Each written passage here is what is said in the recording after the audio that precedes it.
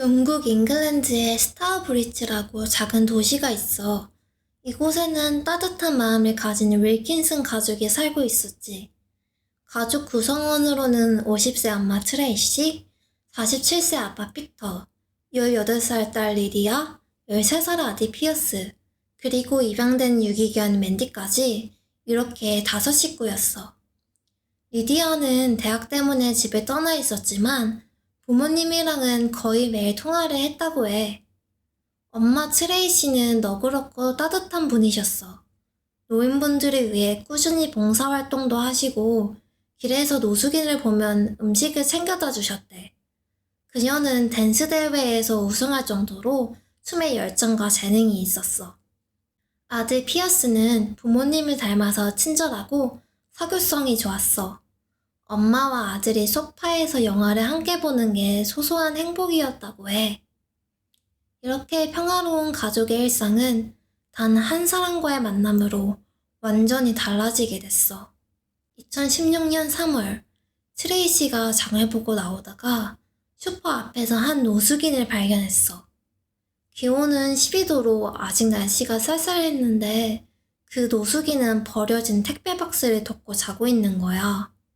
그 남성은 23살의 에런 발리였어. 딸 또래로 보이는 어린 청년이 벌써부터 이렇게 노숙을 하고 있는 걸 보니 트레이시는 마음이 너무 아팠어. 그래서 에런을 집으로 데려가 밥부터 챙겨주고 구청에도 데려가 정부 지원을 받을 수 있게 도와줬지. 아빠 피터는 엔지니어링 회사를 운영했는데 회사 자선활동 명목으로 에런을 경제적으로 지원하고 거처도 구해줬지. 여기까지만 해도 요즘 보기 드문 선한 마음씨를 가진 가족이잖아. 근데 윌킨슨 가족은 여기서 멈추지 않았어. 에런을 매일 식사에 초대해 따뜻한 요리를 대접하고 같이 즐거운 이야기를 나누었지. 거의 에런을 입양한 아들로 생각하고 도와주었던 거야. 그러던 어느 날 에런이 식사 자리에서 이런 이야기를 꺼냈어. 누군가 제게 기회를 줬으면 좋겠어요. 인생을 바꿀 기회가 필요해요. 이 말을 들은 아빠 피터는 에런을 본인 회사에 고용했어. 고달픈 에런의 인생을 바꿔주고 싶었거든. 하지만 에런은 회사에서 마약을 하고 동료들한테 공격적으로 굴며 무단 결근까지 서슴지 않았어. 결국 몇 달 뒤 해고할 수밖에 없었지. 해고에 대해 화가 난 에런은 가족들과 연락을 끊어버렸어. 전화도 문자도 받지 않고 사라져버린 거야. 그런데도 윌킨슨 가족은 여전히 에런의 휴대폰 요금을 대신해주고 경제적 지원을 이어갔어. 그렇게 가족을 손절한 에런은 다시 가족들 앞에 나타나. 그냥 집 앞에 와서 땅바닥에서 잠을 잔 거야. 가족들이 그 모습을 발견했는데 어디서 잔뜩 두들겨 맞았는지 온몸에 멍이 가득했대. 가족은 외면하지 못하고 에런이 새로운 거처를 찾을 때까지 같이 살기로 했어. 에런은 몇 주간 윌킨슨네 집에서 머물며 그들의 도움 덕분에 임대 아파트를 얻었대. 에런은 영국에서 가장 큰 명절인 크리스마스도 윌킨슨 가족들과 보냈어. 이날 에런은 트레이시에게 크리스마스 카드 한 장을 건넸지. 카드에는 아주머니에게가 아니라 엄마에게라고 써 있었어. 윌킨슨 가족은 에런도 우리를 가족으로 생각하는구나 감동받았지. 2017년 2월, 에런은 새 직장을 구했어. 하지만 몇 주 뒤에 해고당했지. 이유는 전이랑 똑같았어. 직장에서 마약을 하고 계속해서 무단 결근을 한 거야. 에런은 코카인과 마리화나에 깊이 중독되어 있었거든. 이런 모습을 눈 감아줄 직장은 당연히 없지. 해고가 준 스트레스가 너무 컸던 걸까? 이 무렵 에런은 페이스북에 섬뜩한 글들을 남기기 시작해. 가족을 죽이고 싶다. 경찰이 잡기 전에 몇 명까지 죽일 수 있을까? 소름 돋지. 엄마 트레이시도 친구한테 전화해서 에런의 달라진 태도에 대해 이야기했대. 에런이 나를 죽이겠다고 협박했어. 집 밖에서 몰래 안을 들여다보고 있더라고. 결국 윌킨슨 가족은 에런과 거리를 두고 금전적 지원도 중단하기로 했어. 더 이상 얽히고 싶지 않았거든. 2017년 3월 26일 일요일은 영국의 어머니 날이었어. 한국과 달리 영국은 어버이날이 아니라 엄마날, 아빠날이 각각 따로 있거든. 대학생 딸 리디아는 엄마에게 깜짝 선물을 준비했지. 엄마는 딸이 기숙사에서 지내며 공부하느라 바쁘니까 집에 올 거라고 생각도 안 했거든. 근데 리디아가 연락도 없이 집에 찾아온 거야. 엄마 트레이시는 리디아를 보고 너무 기뻐서 눈물까지 흘렸어. 온 가족이 오랜만에 함께 즐거운 시간을 보냈지.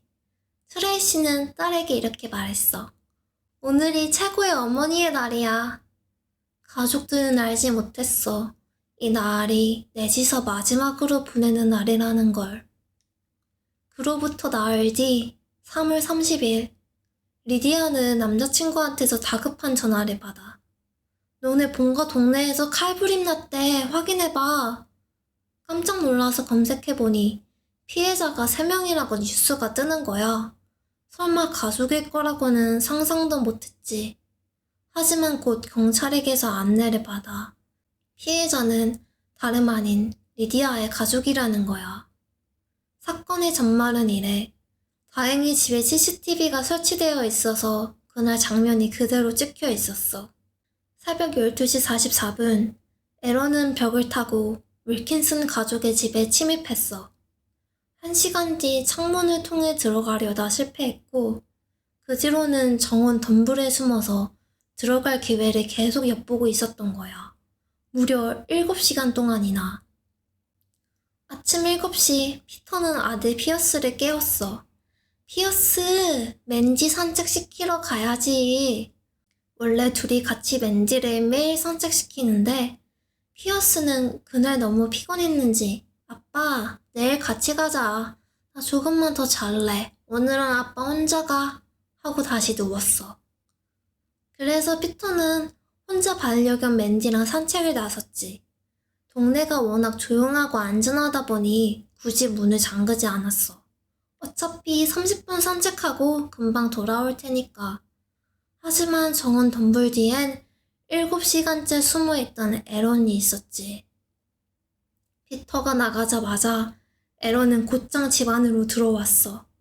자고 있던 엄마 트레이시를 무려 17번 찌르고 이어서 아들의 방으로 가서 피어스를 8번이나 찔렀어.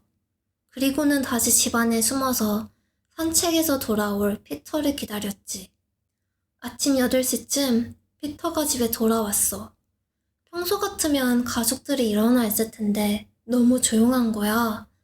뭔가 이상하다고 느낄 때쯤 에런이 부엌에서 칼을 들고 뛰어나왔어. 그러고는 피터를 공격하면서 죽어라 개자식아 하며 소리 질렀지. 피터는 에런을 붙잡고 말했어. 에런, 우린 널 도우려고 했잖아. 하지만 에런은 욕만 반복하면서 피터를 6번이나 찌르고는 가족의 차를 훔쳐 달아났어. 피터는 정신을 잃기 직전 가까스로 구급 요청 전화를 했어. 구급대가 도착했을 때 그는 중태였지만 아직 살아있었어. 그 순간 다른 방에서 사망 선고를 내리는 구급대원의 목소리를 들었고 아내 트레이시와 아들 피어스가 이미 세상을 떠났다는 걸 직감했어. 실제로 트레이시는 현장에서 사망 판정을 받았고 피어스는 병원으로 이송되었지만 얼마 안 가 사망 판정을 받았어. 에런은 과속과 난폭 운전을 하며 경찰로부터 도망치다가 교통사고를 내 그대로 달아나다 결국 붙잡혔고 차 안에서는 범행에 쓰인 흉기인 칼이 발견되었어. 체포된 에런에게 경찰이 동기를 묻자 그는 이렇게 말했어. 피터가 살아남았다고? 가족 전부를 죽이지 못한 게 후회되네. 사실상 아무런 이유도 없는 참혹한 살인이었어. 알고 보니 에런은 단순한 노숙자가 아니었어. 전과만 21범에 달하는 위험한 범죄자였던 거야. 에런은 1993년 근친관계에서 태어났어. 아버지와 어머니는 서로 삼촌과 조카 관계였대. 4살 때 아버지가 암으로 세상을 떠났고 6살 때 어머니마저 심장마비로 세상을 떠나면서 고아가 되었지. 문제는 아주 어릴 때부터 드러났대. 11살 때 다른 아이들을 흉기로 찌르려 했고 12살에는 상해죄로 이미 전과자였어. 주변 사람들에게 성폭행, 토막살인 같은 끔찍한 범죄 욕망을 서슴없이 이야기하고 다녔대. 그 뒤로도 경찰 폭행, 불법 무기 소지, 마약, 절도, 방화까지 범죄의 연속이었지. 게다가 16살 때 이미 애가 있었대. 아빠가 된 거야. 아이의 엄마는 누구인지 알려지지 않았는데 18살 때 전 여자친구를 나무 몽둥이로 50번 넘게 때려 중상을 입히고 몽둥이가 부러지자 그 파편으로 찌르려다 3년형을 받은 전적이 있거든? 아마 그 전 여자친구가 아이의 엄마가 아니었을까 추측이 돼. 피해자 가족의 고통은 이루 말할 수 없었어. 리디아는 엄마와 동생이 죽었다는 사실을 받아들일 수가 없었대. 리디아는 병원 중환자실에서 아빠가 생사의 고비를 넘기던 순간 이렇게 생각했어. 이제 정말 가족이 다 사라지는 건가? 제발 아빠만이라도 살아남으셨으면, 아빠까지 가시면 난 정말 혼자야. 며칠 전만 해도 가족 모두가 모여서 어머니의 날을 행복하게 보냈는데 그 기억이 너무 선명한데 불과 며칠 만에 이런 창극을 맞게 된 거야. 동생 피어스가 누나, 다음 주말에도 꼭 와. 약속이야. 라고 했던 말이 계속 맴돌았다고 해. 아주 다행히도 아빠 피터는 결국 회복하셨어. 기적적으로 목숨을 건진 거지. 이렇게 남은 가족은 리디아와 피터 2사람뿐이었어. 2017년 6월 7일 트레이시와 피어스의 장례식이 열렸어. 엄마와 아들은 떨어질 수 없는 사이라는 이유로 한 관에 함께 안치됐대. 리디아는 법정에서 이렇게 말했어.